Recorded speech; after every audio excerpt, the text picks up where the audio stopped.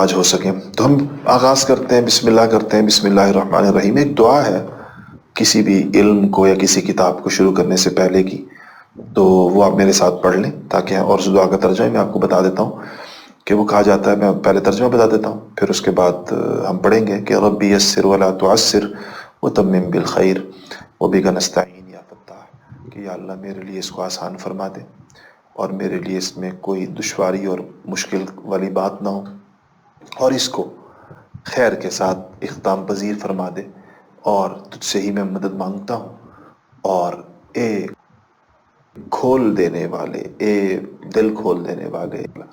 تو پڑھیے میرے ساتھ، ربی یسر ولا تعسر وتمم بالخیر وبک نستعین یا فتاح یا فتاح یا فتاح۔ جزاکم اللہ۔ پہلی روایت عن ابن عباس رضی اللہ عنہما قال قال النبی صلی اللہ علیہ وسلم نعمتان مغبون فیہما کثیر من الناس الصحۃ والفراغ۔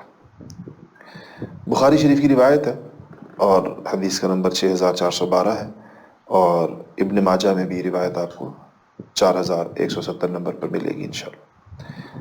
یہاں تمام کتابوں کا ذکر نہیں ہوگا، ایک یا دو کتابوں کا ذکر ہوگا جہاں پر، ورنہ اگر اس کے تمام شواہد نکالے جائیں تو یہ حدیث کی اور بھی آپ کو بے شمار کتابوں کے اندر یہ حدیث ملے گی۔ ابھی ابن عباس کا ذکر ہوا رضی اللہ عنہما، حضرت عباس کے صاحبزادے کا، جو ان صحابہ میں شامل ہیں جن کی جو کثیر روایت صحابہ، تو وہ فرماتے ہیں کہ نبی کریم صلی اللہ علیہ وسلم نے فرمایا، قال النبی صلی اللہ علیہ وسلم نعمتانی، نعمتانی کا مطلب دو نعمتیں ایسی ہیں۔ نعمت کو کہتے ہیں عربی کے اندر جب الف اور نون اس کے ساتھ آ جائے، نعمتانی یا نعمتینی دونوں جو ہیں وہ تثنیہ کا صیغہ کے دو کے لیے استعمال ہوتا ہے۔ یہ نعمتانی بھی استعمال ہوگا، نعمتینی بھی استعمال ہوگا اپنی اپنی جگہ۔ یہ دو کیوں ہیں اور کہاں نعمتانی استعمال ہوگا اور کہاں نعمتینی استعمال ہوگا، اس کا تعلق علم النحو کے ساتھ ہے، اور وہ ظاہر بات ہے کہ یہاں ہم اس پر بات نہیں کر سکتے۔ فرمایا دو نعمتیں ایسی ہیں مغبون فیہما کثیر من الناس، کہ اس میں لوگوں کی اکثریت نقصان اٹھاتی ہے۔ ان دو نعمتوں کو لوگوں کی اکثریت صحیح طریقے سے استعمال نہیں کر پاتی۔ میں جب اس حدیث شریف کا انتخاب کر رہا تھا، مجھے یہ آج کل کے حالات کے اوپر انتہائی منطبق ہوتی ہوئی محسوس ہوئی، جیسے یہ آج کے لیے کہا گیا ہو، یہ جو ہماری صورتحال ہے۔ فرمایا کہ دو نعمتیں ایسی ہیں جن کی لوگ قدر نہیں کر پاتے، جن سے پورا فائدہ نہیں اٹھا سکتے۔ مغبون غبن سے ہے، اور غبن جو ہے وہ کسی چیز کے اندر خسارے اور نقصان کو کہا جاتا ہے کہ نقصان اٹھاتے ہیں اس کے اندر۔ وہ کون سی دو نعمتیں؟ کثیر من الناس، کثیر من الناس، لوگوں کی اکثریت، یعنی کوئی خال خوش نصیب ہوگا جو کہ ان نعمتوں سے فائدہ اٹھائے گا، لیکن اکثریت نقصان اٹھاتی ہے، قدر نہیں کر پاتی ہے۔ الصحۃ والفراغ، پہلی نعمت صحت کی نعمت، اور دوسری نعمت فرصت کی نعمت۔ فراغ فرصت کو کہتے ہیں، الصحۃ والفراغ۔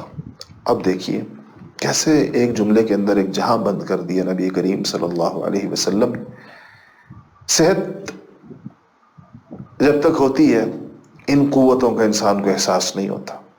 یہ نوجوانوں کی دیکھیں کیسی ایک زبردست زندگی ہوتی ہے، نہ تھک رہے ہیں، نہ کمر میں درد ہے، نہ گھٹنوں میں درد ہے، نہ ٹخنوں میں درد ہے، نہ ان کو اٹھنے بیٹھنے میں کوئی تکلیف ہے، نہ ان کو کوئی سر میں درد ہے، نہ ان کو کوئی تھکاوٹ محسوس ہو رہی ہے۔ صحت، جتنا بھی کام کریں تو ان کے لیے کوئی مشکل نہیں، ان کے بازوؤں کے اندر جان ہے، ان کے جسم کے اندر جان ہے۔ تو یہ بڑی اللہ تعالیٰ کی نعمت ہے، لیکن ایک نظام ہے اللہ تعالیٰ کے کہ صحت بالآخر روح بزوال ہوتی ہے۔ بڑھاپے کی طرف انسان جاتا ہے، اس کا جسم کمزور ہونا شروع ہو جاتا ہے، اس کے اعصاب کمزور ہونا شروع ہو جاتے ہیں، اس کے اعضاء اب کمزور ہونا شروع کرتے ہیں، شکایتیں شروع ہوتی ہیں، درد شروع ہوتے ہیں، تکلیف شروع ہوتی ہے، بالآخر اعضاء آہستہ آہستہ کام کرنا چھوڑ دیتے ہیں۔ اب اس شخص کے لیے مشکلات شروع ہو جاتی ہیں۔ اس وقت اس کو بہت یاد آتی ہے، صحت بڑی یاد آتی ہے۔ آپ نے کبھی غور کیا کہ بیماری کے دنوں کے اندر ہمیں صحت یاد آتی ہے؟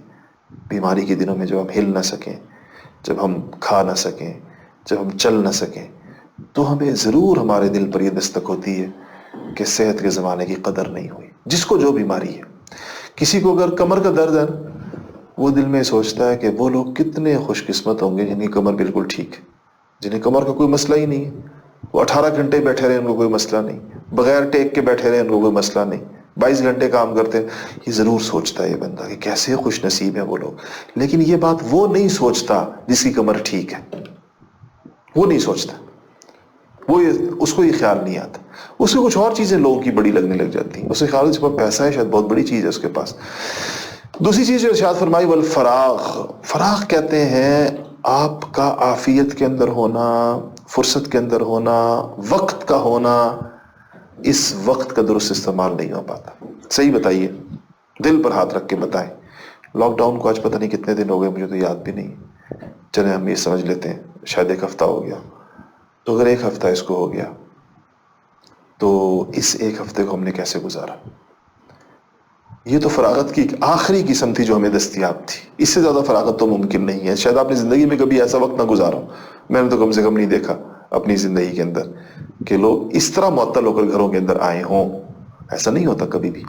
تو یہ ہمارے پاس فراغت کی جو انتہائی قسم ہو سکتی تھی، ہم نے اس کو دیکھ لیا اس 1 ہفتے میں جو گزر گیا۔ 1 ہفتہ گزارا کیسے، کتنا پروڈکٹیو رہا، کتنا اس سے فائدہ اٹھایا ان گھڑیوں سے جو 24 گھنٹے گزرتے ہیں، یقیناً یقیناً یقیناً ضائع ہوا، اور بہت زیادہ ضائع ہوا، بے دردی کے ساتھ ضائع ہوا، لایانی کے اندر ضائع ہوا، ان چیزوں میں ضائع ہوا جس میں اس وقت کو نہیں لگنا چاہیے تھا۔ حدیث شریف یہی کہہ رہی ہے کہ قدر نہیں کی جاتی۔ اس کی قدر کب آئے گی؟ جیسے کہ صحت کی قدر تو آتی ہے بیماری کے اندر یا بڑھاپے کے اندر، اس میں خیال آتا ہے، پھر بندہ کہتا ہے ہائے صحت کا زمانہ، ہائے جوانی۔ اور فراغ کی، فرصت کی قدر آتی ہے جب انسان یا تو بہت برے طریقے سے مشغول ہو جائے کہ اس کو سر کھجانے کی فرصت نہ ملے، یا موت کے وقت کے اندر آتی ہے، جب موت کا فرشتہ اس کے سر پر پہنچتا ہے تو اس کو خیال آتا ہے کہ ہائے اتنا وقت ضائع کر دیا، ہائے اتنا وقت ضائع کر دیا۔ تو یہ پہلی روایت تھی، نعمتان مغبون فیہما کثیر من الناس الصحت والفراغ۔ اللہ جل شانہ ہمیں ان دونوں نعمتوں کی صحیح معنوں میں قدردانی کی توفیق نصیب فرمائے۔ اللہ تعالی ہمیں صحت کی نعمت بھی عطا فرمائے اور اس کی قدر بھی عطا فرمائے، اور اللہ تعالی ہمیں فراغ کی نعمت بھی عطا فرمائے، ہمارے دل کو ہر قسم کے تفکرات سے، پریشانیوں سے، آزمائشوں سے، کیونکہ یہ سب کچھ فراغ میں تو نہیں ہو۔ فراغ کا تو مطلب یہ ہوتا ہے کہ آپ ٹھیک ہوں، نارمل ہوں۔ تو اللہ تعالی ہمیں فراغ عطا بھی فرمائے اور پھر اس کی اس طرح کی قدر عطا فرمائے کہ ہم ان اوقات کو بہت درست جگہوں کے اوپر لگائیں۔